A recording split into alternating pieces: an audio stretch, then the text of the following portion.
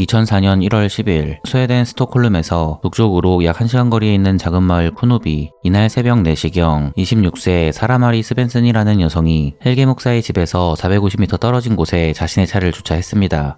주차하자마자 사라는 팬티 스타킹으로 복면을 만들어 얼굴을 가렸고 병원에서 사용하는 파란색 일회용 신발 커버를 착용했습니다.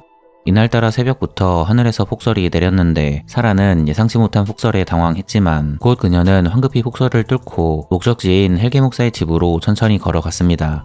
15분 뒤 사라는 헬게 목사의 집에 도착했고 뒷문을 통해 몰래 집 안으로 들어갔습니다. 이상하게도 당시 집문이 잠겨있지 않고 모두 열려 있었기 때문에 사라는 손쉽게 집 안으로 들어갈 수 있었습니다. 사라는 천천히 2층으로 올라갔고 아이들의 방을 지나 안방 앞에 도착했습니다.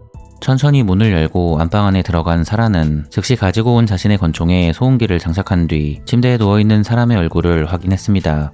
침대에서 잠을 자고 있던 사람은 23세 알렉산드라 포스모라는 여성이었고 그녀는 집주인 헬게 목사의 아내였습니다. 사라는 다시 한번 침대에 누워있는 사람이 헬게 목사의 아내 알렉산드라가 맞는지 확인했고 누워있는 여성이 알렉산드라가 맞다고 확신한 사라는 아무런 망설임도 없이 그녀를 향해 총을 발사했습니다. 총을 쏘자마자 사라는 계단으로 달려가 1층으로 내려왔고 문을 열고 황급히 헬게 목사의 집에서 빠져나왔습니다. 문을 열고 나오자마자 사라는 잠시 머뭇거리며 무엇인가 불길한 느낌을 받게 되었습니다. 사라는 혹시 알렉산드라가 죽지 않고 살아있으면 어쩌나 걱정하기 시작했고 불안한 마음을 없애기 위해 다시 2층에 있는 안방으로 달려갔습니다. 안방에 다시 들어온 사라는 총에 맞은 알렉산드라가 살아있는지 확인했는데 안타깝게도 이미 알렉산드라는 세상을 떠난 뒤였습니다. 알렉산드라가 사망한 것을 확인하자마자 사라는 갑자기 두 손을 모으고 기도하면서 하나님에게 감사의 말씀을 올렸습니다. 기도를 마친 사라는 즉시 집에서 빠져나와 두 번째 목적지로 이동했습니다. 두 번째 목적지는 걸어서 5분 정도 거리에 있는 30세 남성 다니엘 린데의 집이었습니다. 사라는 다니엘의 집 앞에 도착하자마자 초인종을 눌렀고 밖으로 다니엘이 나오기만을 기다리고 있었습니다. 초인종 소리에 잠에서 깬 다니엘은 눈을 비비고 일어나 시계를 보았습니다. 시간을 보니 새벽 4시 30분이었고 다니엘은 혼잣말로 이 시간에 초인종을 누른 사람이 누군지 궁금하다고 말했습니다. 사라는 다니엘이 빨리 문을 열어주지 않자 초인종을 반복해서 누르며 3개 문을 두드렸습니다. 문을 두드리는 소리에 화가 난 다니엘은 곧 나간다고 소리치며 현관으로 달려가 집 문을 열어주었습니다. 마침내 집 문이 딸깍 소리와 함께 열렸는데 문이 열리자마자 다니엘은 자신의 눈앞에 복면을 쓰고 총을 들고 서 있는 사라를 마주했습니다. 다니엘이 복면을 쓴 사라에게 누구냐고 물어보기도 전에 사라는 다니엘을 향해 총을 발사했고 다니엘이 쓰러지자마자 집 밖으로 뛰쳐나왔습니다. 이번에도 사라는 다니엘이 정말 죽었는지 알고 싶었고 또다시 그녀는 다니엘의 생존 여부를 확인하기 위해 집 안으로 들어가려고 했습니다. 하지만 갑자기 집안에 불이 켜지며 집안에 있던 누군가가 현관으로 뛰쳐나왔습니다. 현관으로 나온 사람은 셰뮤얼 프랭크너라는 남자였는데 당시 다니엘의 친구인 셰뮤얼은 잠시 그의 집에서 사는 중이었습니다. 새벽 4시 41분 총에 맞고 쓰러진 다니엘을 보고 당황한 셰뮤얼은 즉시 경찰에 신고했고 옆집에 사는 헬게 목사에게도 전화를 걸어 도움을 요청했습니다. 그동안 사라는 그녀의 차로 돌아와 차를 몰고 전속력으로 현장에서 벗어났습니다. 잠시 후 다니엘의 집 앞에 경찰과 구급차가 도착했습니다. 새벽 시간인데도 불구하고 많은 사람이 다니엘의 집 앞에 모였고 세뮤얼의 연락을 받은 헬게 목사도 그의 집 앞에 도착했습니다. 당시 다니엘은 근거리에서 두 발의 총을 맞았음에도 불구하고 다행히도 목숨을 잃지 않았고 의식도 잃지 않고 안전하게 들것에 실려 구급차로 이동했습니다. 다니엘과 친분이 있던 헬게 목사는 다니엘과 함께 구급차에 탑승했습니다. 헬게 목사는 병원으로 이동하는 도중 다니엘의 손을 잡고 그를 구해주셔서 감사하다고 하나님께 기도를 올렸습니다. 구급차에 탑승하기 전 다니엘은 평범한 체격의 복면을 쓴 괴한이 자신을 쏘았다고 말했고 그가 남자였다고 경찰에게 진술했습니다. 다니엘의 증언을 듣자마자 경찰은 새벽 5시 7분부터 도시 전역에 검문소를 설치하여 마을을 빠져나가는 차들을 모두 검문했습니다. 잠시 후 사라가 몰던 검은색 볼보 차량이 검문소 앞에 도착했습니다. 사라는 경찰을 보자마자 심장이 쿵 내려앉는 느낌을 받게 되었고 지금이라도 차를 돌려 도망갈까 생각했습니다. 하지만 경찰은 차 안에서 떨고 있는 사라를 보자마자 갑자기 차단기를 열고 그녀를 그냥 보내주었습니다. 당시 경찰들은 다니엘의 증언대로 남자 괴한을 쫓고 있었기 때문에 여자인 사라는 수색도 하지 않고 보내준 것이었습니다. 얼마 뒤 다니엘과 함께 병원에 도착한 헬게 목사는 다니엘의 집에 있었던 세뮤얼에게 연락하여 자신의 집으로 가서 아내 알렉산드라를 깨우고 오늘 새벽에 발생한 일에 관해 이야기해 달라고 부탁했습니다. 세뮤얼은 헬게 목사의 말에 알겠다고 말하며 알렉산드라가 놀라지 않게 잘 설명해 주겠다고 이야기했습니다. 이때까지만 하더라도 세뮤얼을 포함한 마을 사람들은 알렉산드라가 사라의 총에 맞고 사망한 사실을 아무도 모르고 있었습니다. 세뮤얼은 다른 주민과 함께 헬게 목사의 집에 방문했는데 잠시 후 그들은 침대에서 총에 맞고 사망한 알렉산드라를 발견하게 되었습니다. 알렉산드라의 시신을 본 세뮤얼은 뒷걸음을 치며 비명을 질렀고 즉시 경찰에게 연락하여 이 사실을 전해 주었습니다. 세뮤얼은 이날 친구 다니엘에 이어 총에 맞은 알렉산드라를 눈앞에 마주 하였는데 안타깝게도 알렉산드라는 다니엘처럼 살아남지 못하고 세상을 떠나게 된 것이었습니다. 같은 시간 병원에 도착한 헬게 목사는 경찰서로 이동하여 목격자 신문을 받고 있었습니다. 신문이 끝나갈 때쯤 경찰은 헬게 목사에게 긴히 할 이야기가 있다고 말했습니다. 헬게 목사는 미소를 지으며 무슨 이야기냐고 물어보았고 경찰은 헬게 목사에게 아내 알렉산드라가 총에 맞고 사망했다고 이야기해 주었습니다. 경찰의 말에 헬게 목사는 비명을 지르며 흐느끼기 시작했습니다. 하지만 헬게 목사는 곧 마음을 가라앉히고 경찰에게 범인이 누구인지 알 것 같다고 이야기했습니다. 경찰은 헬게 목사에게 범인이 누구냐고 물어보았는데 헬게 목사는 한 채 망설임도 없이 아내를 죽인 범인이 사라 마리 스벤슨이 확실하다고 주장했습니다. 헬게 목사는 2달 전 사라가 망치로 아내 알렉산드라를 공격한 적이 있다고 진술했습니다. 헬게 목사는 당시 교회 이미지 때문에 교인인 사라를 용서했고 사건이 커지지 않게 하기 위해 경찰에 신고하지 않았는데 이것이 이렇게 큰 화를 불러올 줄은 몰랐다고 말하며 눈물을 흘렸습니다. 경찰은 즉시 유력한 용의자 사라를 지명수배하였고 헬게 목사는 돌려보냈습니다.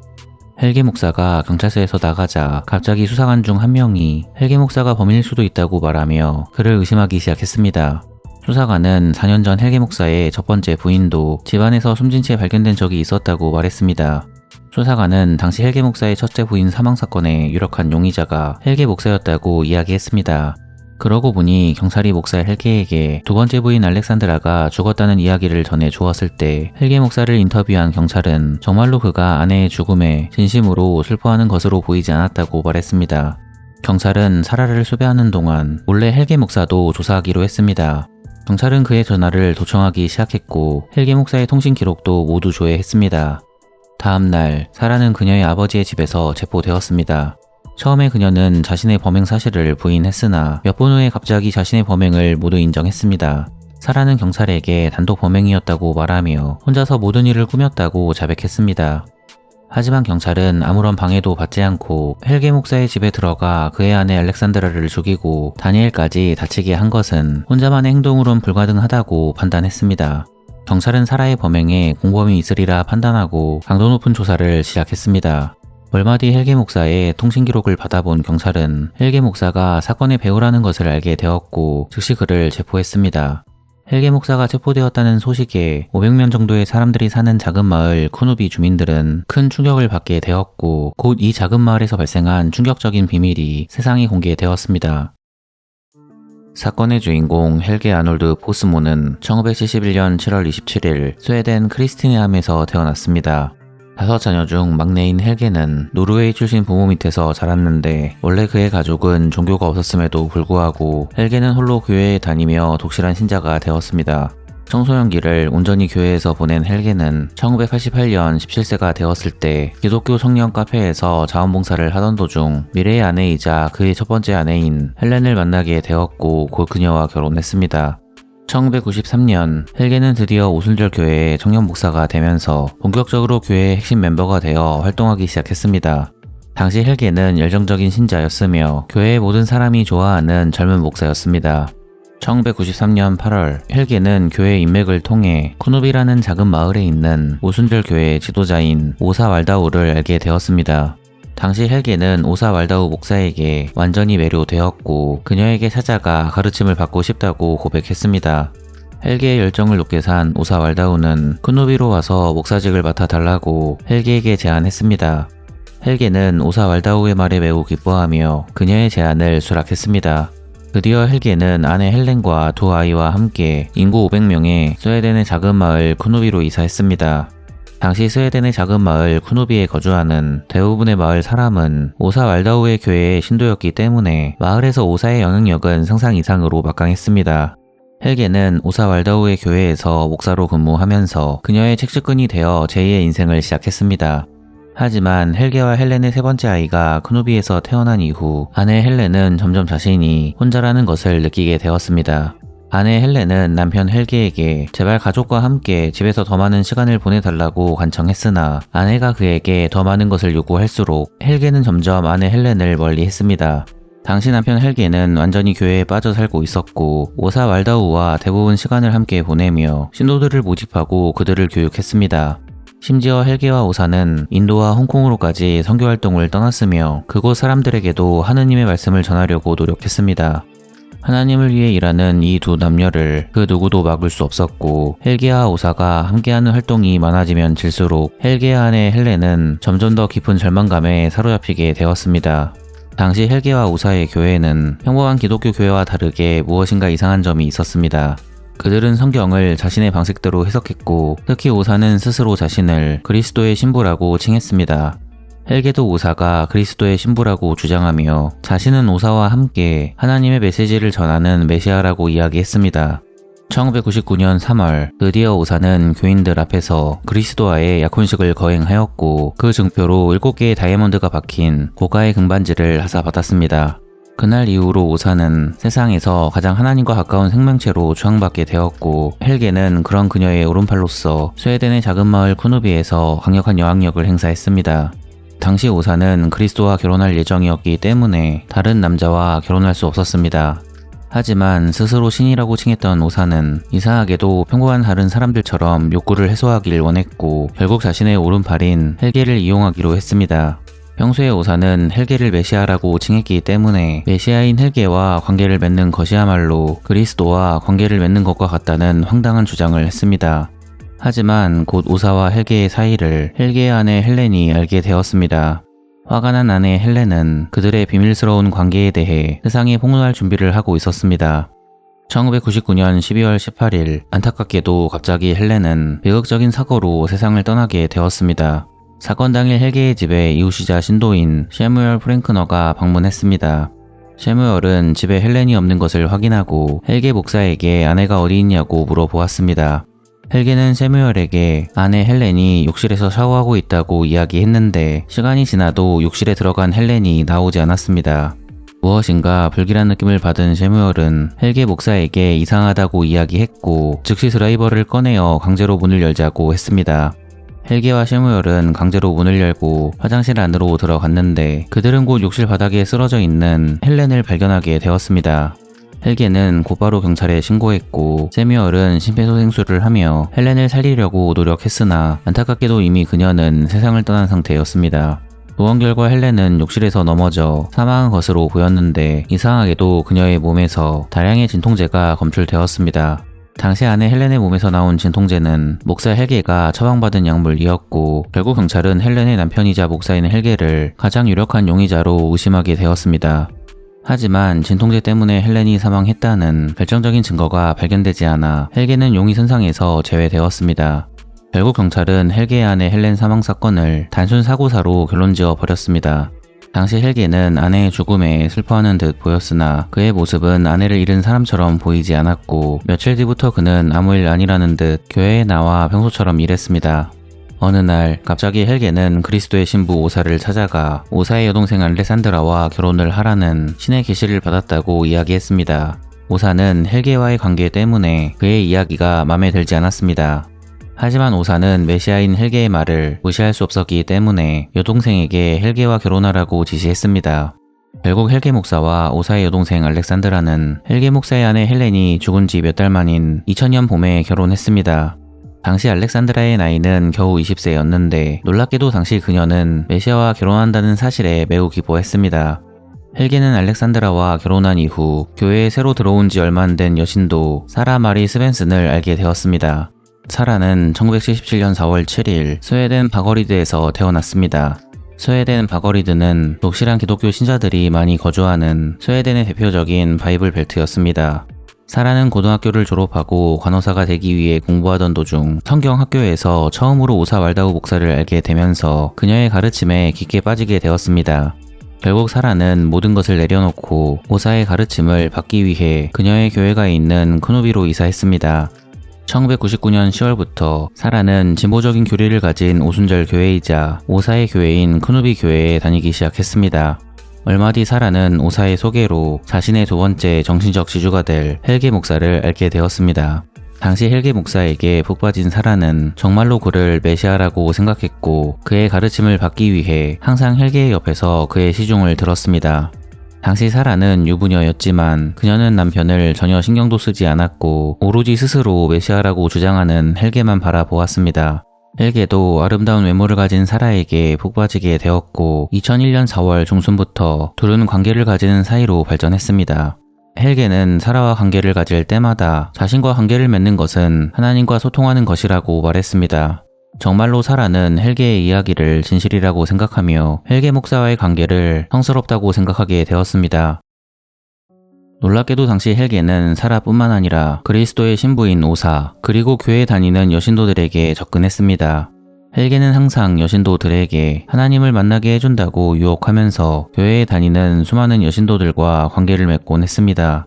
2001년 6월 헬게는 갑자기 미스테리한 병을 앓게 되었고 결국 고열에 시달리며 몸져누웠습니다.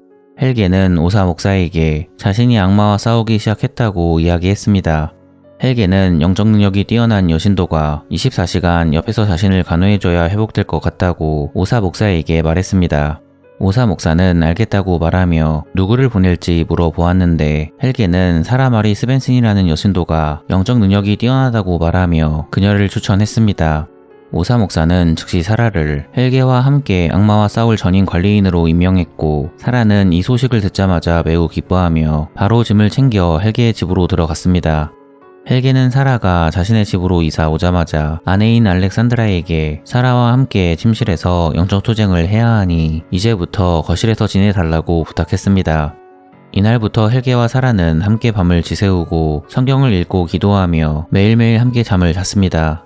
사라가 헬게의 집으로 들어가 1년 동안 집으로 돌아오지 않자 결국 사라의 남편은 그녀에게 이혼을 통보했습니다. 헬게는 남편에게 이혼당한 것에 충격을 받은 사라에게 함께 영적인 싸움을 하는 관계이기 때문에 사라가 불륜을 저지른 것이 아니라고 말하며 그녀를 위로했습니다. 사라가 이혼하자마자 헬게는 혹시 주변 사람들이 사라와 자신이 불륜 행위를 하고 있다고 오해할 수도 있다고 생각하게 되었습니다. 헬게는 이러한 의심을 미연에 방지하기 위해 사라를 자신의 집에서 아이들을 돌보는 유모로 고용했습니다. 사라는 헬게의 집에서 유모로 일한 이후부터 헬게는 더욱더 노골적으로 아내 알렉산드라를 멀리하고 사라와만 관계를 가졌습니다. 헬게의 이런 행동 때문에 사라는 자신이 곧 메시아의 아내가 될 것이라는 환상에 사로잡혔습니다. 하지만 당시 헬게는 목사였기 때문에 이혼하는 것이 허용되지 않았습니다. 결국 사라는 알렉산드라가 사라지면 바로 자신이 헬게의 아내가 될 수 있을 것이라는 무서운 생각을 하게 되었습니다. 2003년 11월 8일 결국 사라는 거실에서 잠을 자고 있는 알렉산드라를 망치로 공격했습니다. 하지만 다행히도 알렉산드라는 사라의 공격에서 살아남았습니다. 이 사건이 발생하자마자 오사 왈다우 목사를 포함하여 교회에 영향력 있는 목사들이 헬게의 집에 찾아와 사라를 어떻게 할 것인지 의논했습니다. 결국 그들은 교회의 이미지를 위해 이 사건을 경찰에 신고하지 않기로 했고 대신 사라를 파문하고 마을에서 완전히 추방할 것을 명령했습니다. 사라는 자신을 파문한다는 교회의 결정에 깊은 절망의 구렁텅이에 빠지게 되었습니다. 사라는 그녀가 태어난 스웨덴 바거리드로 돌아가 속죄하는 마음으로 살겠다고 다짐했으나 이미 하나님께 버림받은 몸이라는 사실에 큰 좌절감에 빠져 고통스러워했습니다. 당시 교회의 그 누구도 파문당한 사라에게 연락하지 않았으나 사라를 불쌍히 여긴 헬게만이 그녀에게 연락하며 안부를 물었습니다.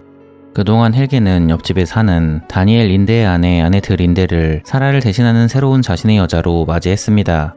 헬게는 불륜녀 아네트에게 푹 빠지게 되면서 그녀와 결혼하고 싶다고 생각하게 되었습니다. 하지만 당시 자신과 아네트 모두 유부남 유부녀였기 때문에 이 결혼은 이루어질 수 없었습니다. 헬게는 고민에 빠졌으나 곧 그는 해결책을 생각해 냈습니다. 헬게는 만약 아네트의 남편 다니엘 그리고 자신의 아내 알렉산드라가 사라진다면 어렵지 않게 결혼할 수 있을 것이라는 무서운 생각을 하게 되었습니다. 그리고 헬게는 이 모든 것을 진행해줄 자신의 충실한 종이 있다는 사실을 알게 되었습니다. 그 종은 바로 헬게의 말이라면 목숨까지 내놓을 수도 있는 파문당한 여신도 사라였고, 헬게는 즉시 사라에게 연락하여 신의 명령을 전달해 주기로 했습니다. 헬게는 사라에게 얼마 전 신의 목소리를 들었는데 그 내용은 파문당한 사라를 구할 방법이라고 이야기했습니다. 사라는 헬게의 말에 당황해하며 그 방법이 무엇인지 이야기해달라고 말했고, 헬게는 사악한 미소를 지으며 문자로 사라에게 메시아의 명령을 보내주었습니다. 그렇게 사라는 메시아 즉 헬게의 지시로 스톡홀름에서 총기를 구입한 뒤 2004년 1월 10일에 범행을 저질렀습니다. 사라는 헬게의 지시를 받고 먼저 헬게의 아내 알렉산드라를 제거했습니다. 당시 헬게는 아이들의 방에 들어가 있었고, 안방에서 사라가 알렉산드라를 살해하는 과정을 몰래 지켜보았습니다. 이후 헬게는 사라에게 연락하여 두 번째 타깃인 다니엘 린데의 집을 알려주었으나 다행히 다니엘은 죽지 않고 살아났습니다. 경찰의 조사가 시작되자마자 사라는 바로 체포되어 신문받게 되었습니다. 사라는 모든 범행이 자신이 혼자서 스스로 한 것이라고 말했으나, 사라의 핸드폰 문자 메시지를 복구해낸 경찰은 그녀가 누군가의 지시를 받고 움직였다는 것을 증명하는 문자 메시지를 그녀에게 보여주었습니다. 사라는 그 문자 메시지는 신의 계시였다고 주장하며 모든 일은 신과 함께 진행되었다는 어처구니없는 변명을 이어나갔습니다. 하지만 사라의 통신 기록을 조사한 경찰은 곧 사라에게 신의 계시를 보낸 사람이 헬게라는 것을 알게 되었고, 그를 체포하여 조사를 시작했습니다. 경찰은 헬게의 휴대폰 문자 메시지도 복구해내었고, 사라와 통화한 기록도 모두 입수했습니다. 놀랍게도 정말 헬게가 사라에게 자신의 아내 알렉산드라와 다니엘을 살해하라고 지시한 내용들이 발견되었고, 범행 당시 사라와 수십 번 통화한 기록도 확보했습니다. 2004년 5월 18일 헬게와 사라의 재판이 시작되었습니다. 법원은 휴대전화 문자 메시지를 전송하여 자신의 아내와 다니엘을 살해하도록 지시한 헬게의 유죄를 인정하고 그에게 무기징역을 선고했습니다. 하지만 헬게는 그의 첫 번째 아내를 살해한 혐의에 대해서는 무죄를 선고받았습니다. 사라도 역시 살인 및 살인미수 혐의로 유죄 판결을 받았으나 법원은 그녀가 정신질환이 있었다고 판단했고, 결국 그녀를 감옥 대신 정신병원에 보냈습니다. 마지막으로 총에 맞고 살아난 다니엘 린데의 아내이자 헬게의 내연녀 아네트 린데는 무죄 판결을 받고 풀려났습니다. 이 소식은 스웨덴 기독교 사회에 엄청난 충격을 주었고, 결국 스웨덴의 작은 마을 쿠누비에 있는 오사 왈다우의 오순절 교회는 교단에서 파문당하게 되었습니다. 오사와 헬게에게 가르침을 받기 위해 찾아온 교회 교인들은 이 사건 때문에 무더기로 교회와 마을을 떠났습니다. 이후 오사 왈다우의 교회는 독립교회가 되어 운영되었으나 설상가상으로 또 한 번 교단 내에서 폭행 관련 문제가 발생했고, 그리고 여신도를 대상으로 한 불미스러운 사건이 발생하게 되었습니다. 이 사건으로 교회의 지도자인 오사 왈다우는 폭행 혐의로 유죄 판결을 받았고, 여신도를 건드린 남자 목사들도 줄줄이 처벌받게 되었습니다. 결국 오사의 교회는 2018년 5월 완전히 해체되었습니다. 2006년 말 헬게는 이제까지 무죄를 주장해 오다가 드디어 한 TV 프로그램과의 인터뷰에서 자신의 죄를 모두 인정한다고 이야기했습니다. 2011년 사라는 정신병원에서 출소하였고, 2021년 헬게는 가석방 대상이 되어 수감된 지 18년 만인 2022년 1월 23일에 감옥에서 석방되었습니다. 이 사건은 스웨덴에서 너무 악명 높은 사건이었기 때문에 사건 발생 이후 스웨덴 사람들은 누군가를 비난할 때 사건이 발생한 지역인 쿠누비를 사용하여 당신은 쿠누비와 같습니다라고 조롱하게 되었다고 합니다.